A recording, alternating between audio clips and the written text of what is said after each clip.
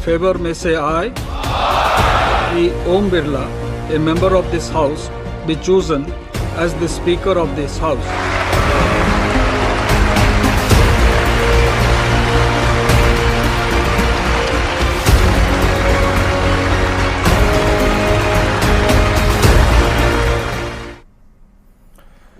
नमस्कार, news 18 special देख रहे हैं आप। आपके साथ मैं हूं संतोष गंगवार। संसद के लोकसभा सदस्य का चुनाव संपन्न हो गया है। ओम बिरला एक बार फिर से ध्वनि मत से संसद के अध्यक्ष चुन लिए गए हैं, जिसके बाद प्रधानमंत्री मोदी और विपक्ष के नेता राहुल गांधी दोनों मिलकर अध्यक्ष ओम बिरला को उनके आसन तक लेकर गए। चुनाव पूरा होने के बाद लोकसभा में जिस तरह से माहौल दिख रहा है, उससे तो यही अनुमान लगाया जा सकता है कि संसद का सत्र आने वाले दिनों में हंगामेदार रहने के आसार हैं, क्योंकि संसद के अध्यक्ष पद के चुनाव को लेकर जिस तरह से बयानबाजी हो रही थी, उसने अपने आप में काफी कुछ कह दिया है।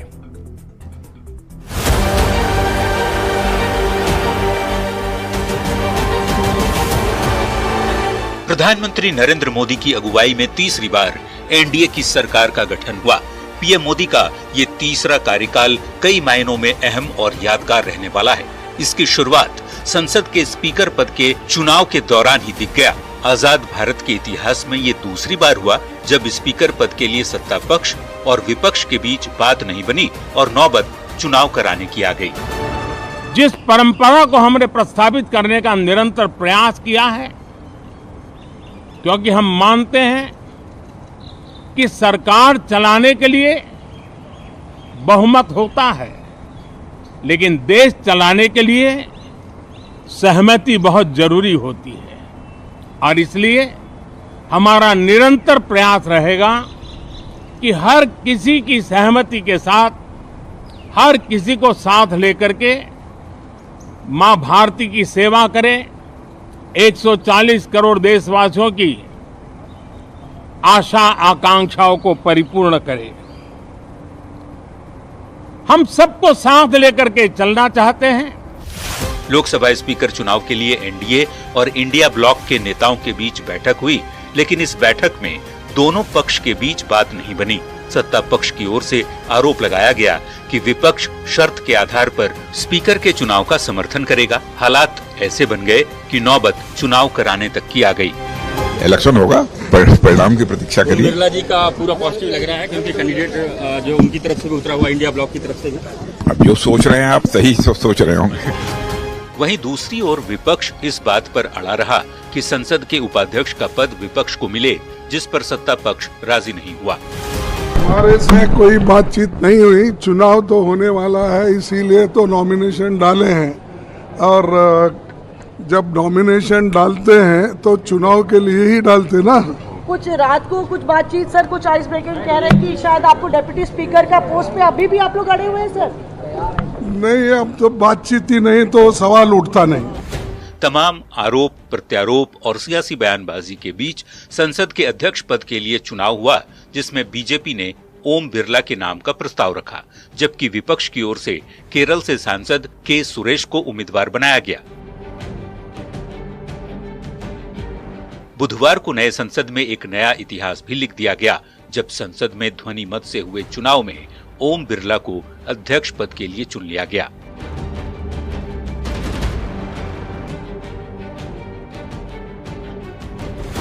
स्पीकर के चुनाव के बाद लोकसभा से ऐसी तस्वीर आई जो एक स्वस्थ लोकतंत्र होने का परिचय देती है। ओम बिरला के स्पीकर चुने जाने के बाद प्रधानमंत्री नरेंद्र मोदी और विपक्ष के नेता राहुल गांधी दोनों ओम बिरला के पास पहुंचे और उन्हें बधाई दी। इस दौरान पीएम मोदी और राहुल गांधी ने एक दूसरे से हाथ भी मिलाया और दोनों ओम बिरला को उनके आसन तक छोड़ने भी गए।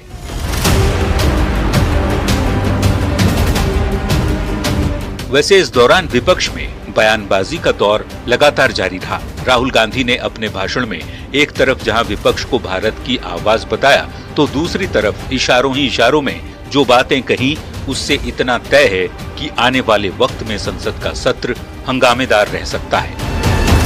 Confident that you will allow us to represent our voice, allow us to speak, allow us to represent the voice of the people of India. Speaker, sir, the question is not how efficiently the House is run. The question is, how much of India's voice is being allowed to be heard in this House? So the idea, Speaker Sir, so the idea that you can run the House efficiently by silencing the voice of the opposition is a non-democratic idea.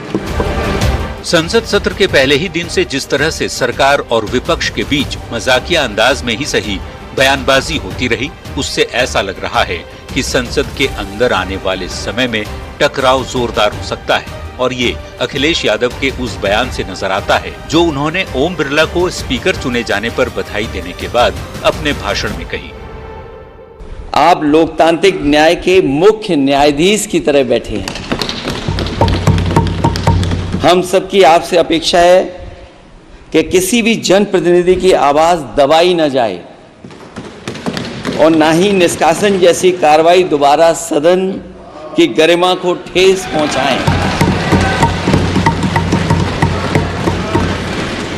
आपका अंकुश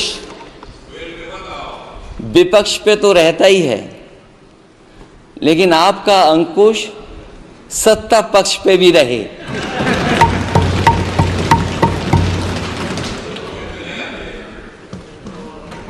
अध्यक्ष महोदय, आपके इशारे पर सदन चले,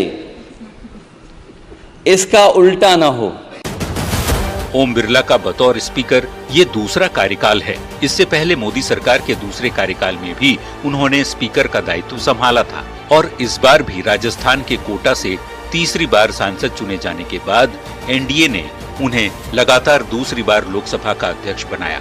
PM Modi ने भी उनकी तारीफ करते हुए कई अहम बातें कही और उनके पिछले कार्यकाल की याद दिलाकर जमकर तारीफ भी की। आदरणीय अध्यक्ष महोदय, ये सदन का सौभाग्य है कि आप दूसरी बार इस आसन पर विराजमान हो रहे हैं। आपको और इस पूरे सदन को मेरी तरफ से मैं बहुत बहुत बधाई देता हूं कि ज्यादातर स्पीकर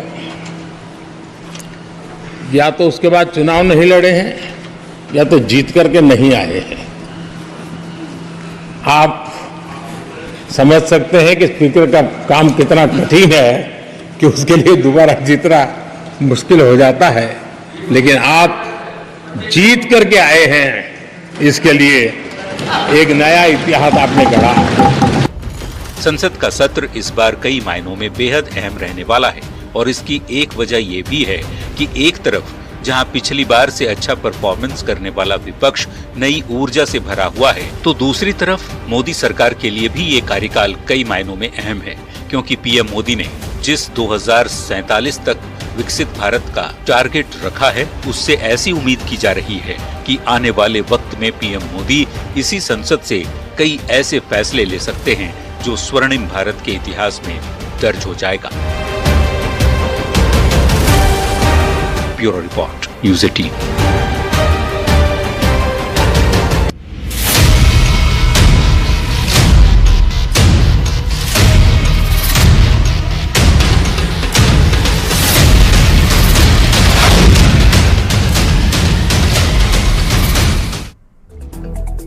मुख्यमंत्री चंपाई सोरेन के मंत्रिमंडल में नया मंत्री कौन होगा, इसका खाका लगभग तैयार हो चुका है।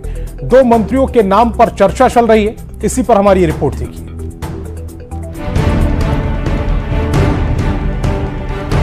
तो हो गया फाइनल, नए मंत्री का शपथ ग्रहण जल्द।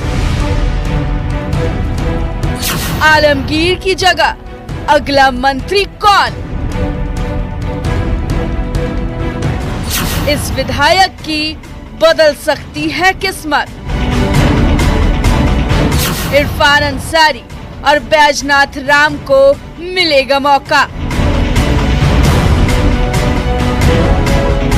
झारखंड की राजनीति में अब सबकी नजर इस बात पर है कि चंपाई सरकार में आलमगीर आलम की जगह कांग्रेस कोटे से कौन मंत्री बनेगा और कब तक चंपाई मंत्रिमंडल को नए मंत्री मिलेंगे। उससे आप लोग बहुत जल्दी हो जाएगा, नजदीक में है। क्या इस हफ्ते में इसके बहुत नजदीक है। बहुत जल्द हम ये कह सकते हैं कि मंत्री पद का शपथ ग्रहण जो है राज्य में होगा। सूत्रों के मुताबिक 28 जून को 2 मंत्रियों का शपथ ग्रहण हो सकता है। अल्पसंख्यक कोटे से इरफान अंसारी और एससी कोटे से बैजनाथ राम के नाम पर चर्चा चल रही है। तो कीर्तिमान विभाग में स्थापित कर दूंगा, मैं कहना चाहता हूँ आपको। अगर ऐसा हुआ, अगर पार्टी ने जवाबदेही दिया तो पार्टी, हम कहेंगे कि कार्यकर्ताओं के साथ साथ जनता खुश हो जाएगा, युवा खुश हो जाएगा हमारा, और भाजपा का नामो निशान हम मिटा देंगे यहाँ से। झारखंड में नए मंत्री पद के शपथ पर बीजेपी ने तंज कसते हुए कहा, सरकार सिर्फ आश्वासन पर टिकी हुई है। हम लंबे समय से मांग कर रहे हैं कि सरकार में एक भी शेड्यूल कैटेगरी का, शेड्यूल कास्ट का कोई मंत्री नहीं है। आपको शेड्यूल कास्ट से भी मंत्री देना चाहिए। इरफान अंसारी कौन है, चलिए जानते हैं। जामताड़ा से कांग्रेस विधायक हैं। पहली बार 2014 में जीते थे चुनाव, फिर 2019 में भी चुनाव जीते। झारखंड में मुस्लिम समाज का बड़ा चेहरा है। कांग्रेस के कद्दावर नेता हैं। पेशे से डॉक्टर हैं इरफान अंसारी। कैसे शिक्षक से राजनीति के शीर्ष तक पहुंचे बैजनाथ राम, चलिए ये जानते हैं। 2000 में बैजनाथ राम ने राजनीति में कदम रखा। पहली बार जेडीयू के टिकट से चुनाव लड़ा। 2005 में बीजेपी में शामिल हो गए। बीजेपी की टिकट पर लातेहार से चुनाव जीते और शिक्षा मंत्री बने। साल 2009 में उन्हें बीजेपी ने दोबारा टिकट दिया, लेकिन वो हार गए। साल 2014 का विधानसभा चुनाव बैजनाथ राम नहीं लड़े थे। 2019 में बीजेपी ने नहीं दिया टिकट तो जेएमएम में शामिल हो गए। देखना होगा कि चंपाई मंत्रिमंडल में कौन कौन नए मंत्री बनते हैं, क्योंकि अगर बैजनाथ शपथ लेते हैं तो 12वें मंत्री का पद भी पूर्ण हो जाएगा। रांची से न्यूज़ 18 संवाददाता गौरव झा की रिपोर्ट।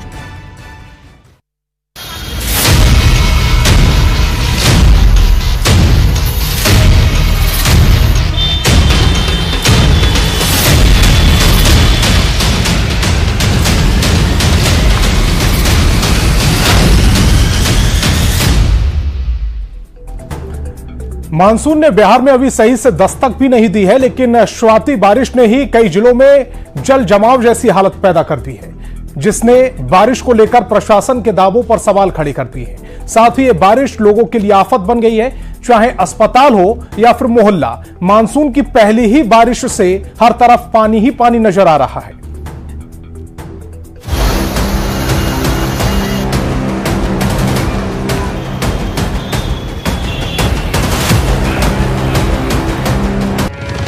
बिहार में आसमान से बरसती आग ने लोगों का जीना मुहाल कर दिया है। इस बीच अच्छी खबर यह है कि मानसून बहुत जल्द पूरे राज्य में राहत की बारिश बरसाने वाली है। कई जिलों में छिटपुट बारिश की खबरें भी आ रही हैं। मतलब मानसून की अभी अच्छे से शुरुआत तक नहीं हुई है, लेकिन हल्की फुल्की बारिश में ही प्रशासन और नगर निगम के दावे हवा हवाई होते हुए दिखाई दे रहे हैं।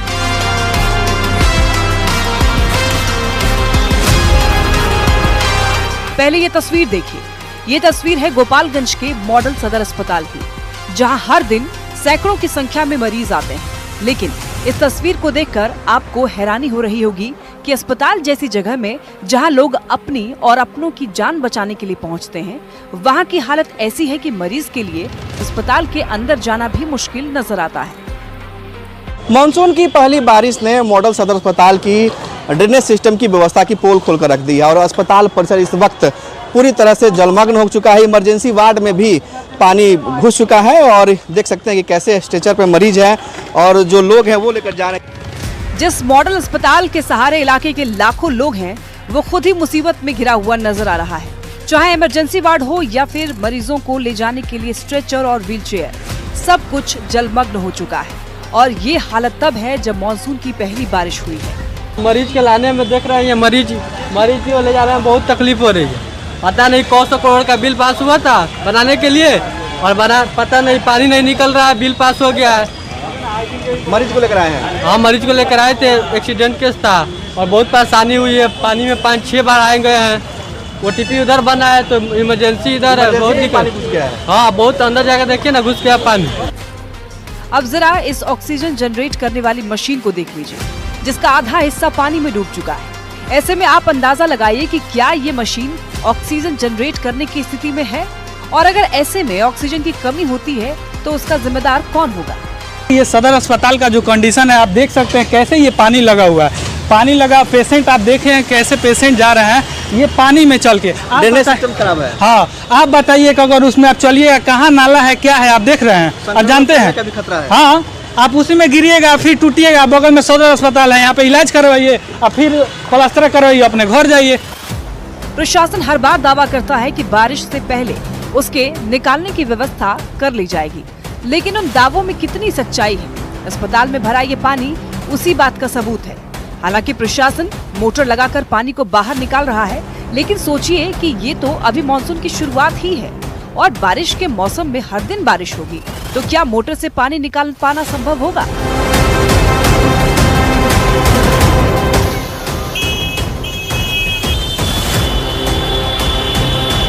अस्पताल के बाद अब जरा गोपालगंज शहर के रिहायशी इलाकों का भी हाल देख लीजिए, जहां हल्की बारिश में ही 2 से 2.5 फुट पर पानी जमा हो गया है। क्या सड़क, क्या दुकानें, हर जगह पानी ही पानी नजर आ रहा है। पहली ही बारिश में हालात ऐसे बन गए हैं कि पानी जमा होने से मार्केट की दुकानें बंद करनी पड़ गई। गोपालगंज में मानसून की पहली बारिश ने शहर की सूरत बिगाड़ दी है और ड्रेनेज सिस्टम खराब होने की वजह से VIP मोहल्लों में घुटने भर पानी लग गया है। और ये तस्वीर है गोपालगंज के थाना रोड की, जो थाना रोड से ब्रह्मचौक तक आने वाली जो सड़क है, उस सड़क की ये तस्वीर है। और आप तस्वीरों में देख सकते हैं कैसे यहाँ पर घुटने भर पानी लग चुका है, यानी कि 2 से 2.5 फुट तक पानी सड़क पर इस वक्त बह रहा है। जो आसपास में दुकानें हैं, दुकानदार हैं, मोहल्ले के लोग हैं, वो खासकर परेशान हैं। यहाँ हालात कितने बिगड़ गए हैं, इस बात का अंदाजा इससे भी लगा सकते हैं कि जल जमाव की वजह से स्कूलों की छुट्टी कर दी गई है। वहीं पानी नहीं निकलने की वजह से यहाँ लोगों ने खुद ही बांस की बैरिकेडिंग लगा दी है ताकि कोई हादसा ना हो। 2 बार कंप्लेन करने के बाद नाला का निर्माण हुआ, जो काफी लागत से बना हुआ है और पहले से स्थिति बदतर हो चुकी है। सारे लोगों के अंदर घर में पानी घुसा हुआ है और हमने श्रीमान को बोला है कि आकर अपने से निरीक्षण कर लीजिए, लेकिन कोई इस पर सुनवाई नहीं हो रहा है। जी, बोला हुआ गया है और इसका जो है ना, हम लोग बदतर स्थिति बना हुआ है। सारे मोहल्लावासियों जो है आक्रोश में है। सड़कों और मोहल्लों में भी पानी भरने से स्थानीय लोग तो परेशान हैं ही, मार्केट बंद होने से लोगों को आर्थिक तौर पर भी नुकसान हो रहा है। यहाँ की जनता का मांग था कि दोनों तरफ का नाला का निर्माण हो जाए, जिससे पानी का निजात हम लोगों को मिल जाएगा। हम लोगों ने दोनों तरफ का नाला का निर्माण करवा दिया, लेकिन फिर भी हम लोग देख रहे हैं कि स्थिति जो की त्यों बनी हुई है। हम लोग प्रयासरत हैं। अब जरा गोपालगंज से लगा हुआ इलाका वाल्मीकि नगर की ये तस्वीर देखिए, जहां बारिश शुरू होते ही पहाड़ों से एक तरफ भूस्खलन जारी है और बारिश का पानी सड़क के रास्ते इस तरह से तराई वाले इलाके में जा रहा है, मानो ये सड़क नहीं बल्कि यहाँ नदी बह रही है, जिससे इस सड़क से गुजरने वाली गाड़ियां रोक दी गई है। इस तरह के भूस्खलन और सड़कों पर तेज बहाव से पानी गुजरने से स्थानीय लोग और पर्यटकों को भी काफी खतरा हो सकता है। इसके बाद अब जरा अररिया की इस तस्वीर को भी देख लीजिए, जहां आश्रम मोहल्ला रोड पहले ही बारिश में जलमग्न हो गया, जिससे एक तरफ जहां स्थानीय लोगों को काफी दिक्कत हो रही है, तो दूसरी तरफ इस रोड से गुजरने वाली गाड़ियां, चाहे मोटरसाइकिल हो या फिर कार या फिर रिक्शा ही क्यों ना हो, सबको परेशानी हो रही है। अररिया में लगातार मूसलाधार बारिश के बाद जो है अररिया शहर में नारकीय स्थिति बनी हुई है। तस्वीर दरअसल अररिया के पौष इलाके आश्रम मोहल्ले की है, जहां पर भीषण जल जमाव की समस्या से लोग परेशान हैं और तस्वीर में साफ तौर पर देख सकते हैं किस तरीके से यहां पर जल जमाव की वजह से जो बाइक सवार हैं, जो रिक्शा चालक हैं और जो यहाँ के शहरवासी हैं वो काफ़ी परेशान हैं। और अररिया नगर परिषद द्वारा जो है बिल्कुल यहाँ पर तैयारी नहीं नजर आ रही है और अररिया नगर परिषद जल जमाव को लेकर कितना तैयार है वो तस्वीर को देखकर समझा जा सकता है। अररिया नगर परिषद करोड़ों रुपए लगाकर नाले का निर्माण तो करवा दिया है, लेकिन जिस तरह से हल्की बारिश में पूरी सड़क जलमग्न हो गई है, ऐसे में सवाल तो उठेगा कि उस करोड़ों रुपए से बनाए गए नाले का क्या फायदा, जिससे मोहल्ले का पानी तक बाहर न निकल सके। जलमग्न के इतना ज्यादा परेशानी है कि अभी गाड़ी लेके टपने में हमको काफी दिक्कत का सामना करना पड़ा। देखिए यहाँ तक पानी आ गया था, थोड़ा सा अगर कहीं गड्ढा रहता बीच में तो हम गाड़ी लेके गिर भी सकते थे। अब जरा अनुमान लगाइए कि ये स्थिति तब है जब बारिश अभी पूरी तरीके से शुरू भी नहीं हुई है।